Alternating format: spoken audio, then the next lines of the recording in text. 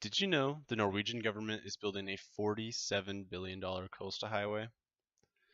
Norway's E39 highway stretches along the west coast from Kristiansand to Trondheim, and it currently has a total travel time of 21 hours and features 7 ferry crossings.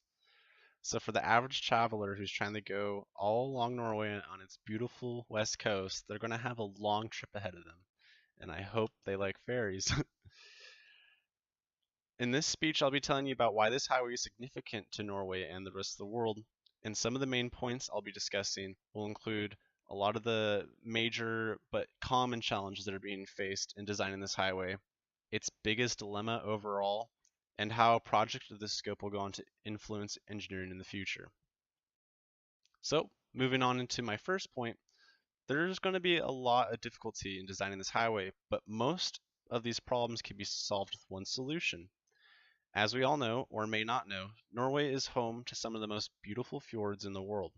This makes it difficult to build roads and bridges that work around intense terrain, and many communities are often separated from the mainland, which makes boat travel the primary mode of transportation. And as we all know, it'd be very inconvenient to have to take a boat to work every day. So, their solution is to connect bodies of land with undersea and underground tunnels. These tunnels will expand up to several kilometers in length, and each tunnel will feature emergency lay-by lanes with appropriate utilities, and these tunnels will have 2 lanes so that traffic could easily flow amongst itself. So they're pretty cool. I recommend checking out these tunnels online if you're able to. You could just do a little quick search of Norway's E39 highway, and there'll be tons of graphics available for you to see. Unfortunately, I don't have any to display here in this speech.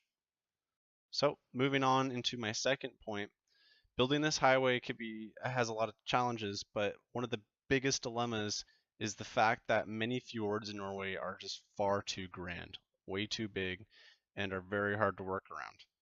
A lot of the fjords span up to several kilometers in length and in depth. And if you're trying to build an undersea tunnel that's underground as well, that's going to be very hard to achieve. So, the Norwegian Public Roads Administration has a few solutions up their sleeve to try and make this a viable route to have a highway in place. So, one of their options would be to build the world's largest multi-span suspension bridge. And we're talking like on a pretty immense scale. They're also talking about installing submerged floating tunnels. So these would be like tunnels in the sea that are floating that people could drive through, but they're like deep enough in the sea so that boats could travel above them as well. And there's kind of two ideas behind the submerged tunnels. One is that the tunnels are floating, but they're connected to the seafloor with a series of cables, kind of like an oil rig. Another idea is the tunnels are floating and are connected to buoys so that they're completely free floating in the water. They're not anchored to anything other than the shorelines. It's pretty cool. Another idea is introducing a floating suspension bridge. So I'm sure many of you are aware of what a suspension bridge is and how it works. This would take that idea and sort of place it on top of buoys so that it is floating in the water. There is one big problem though with this idea, and it has to do with the height of a floating suspension bridge. You can't build it too tall naturally because it'll want to just tip over. It needs to be short enough so that the buoys, so the buoys will keep the whole thing afloat. So if any boats want to travel through this bridge or underneath the bridge, there needs to be a system in place that parts of the bridge could raise and lower to let these ships pass by, because you just can't have a floating suspension bridge be too tall. Another idea that the government is discussing and having is a multi-span cable stayed bridge. This is just like a typical bridge with its large beams, large structures, tons of cables connecting the platform and raising it up off the ground. Except in this case, the base of each pillar wouldn't go all the way down to the ocean floor. It would actually be connected to a buoy, and these buoys would be connected to the sea floor via a series of cables. These are all very neat ideas. I recommend looking them up online. They're very cool. As I said earlier, I don't have any visuals with me right now. If I had a projector, I would totally project everything back there, but that's not the case. So, Now that we've discussed some of the common problems and one of the biggest dilemmas in making this E39 coastal highway in Norway, I will be moving on into how all this will affect engineering in the future.